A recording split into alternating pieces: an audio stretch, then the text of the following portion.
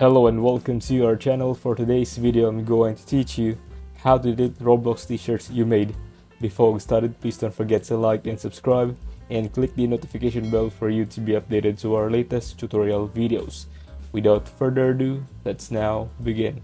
Now you may have made a t-shirt by accident and wanted to delete it, or you may have just made one a while ago and not really like it anymore and just want to remove it through your profile.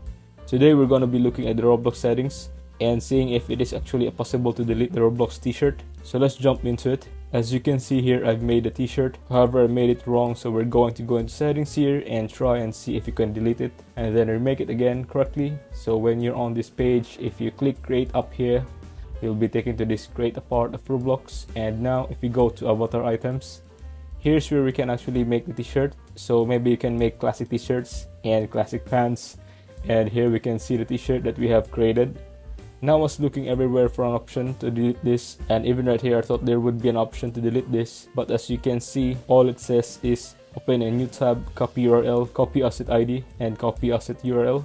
So unfortunately, I don't think it is actually possible to delete t-shirts we've made inside of Roblox. I'm surprised I don't have this as a feature yet, because I'm sure a lot of people mess up and make t-shirts or end up going wanting so. Although it isn't a feature at the moment, I wouldn't be surprised if they don't implement something like this in the future. However, the next best thing I would recommend is to just click on your t-shirt, and then where it says down here open for comments and open for sale, I would turn both of these off. So that no one is able to see your shirt if you don't want it being public, and after that it will only be visible to you. So if you only got a few t-shirts made, this shouldn't be a big issue, but if you do have tons, this could be quite annoying to hear. So hopefully Roblox do implement something like this in the future.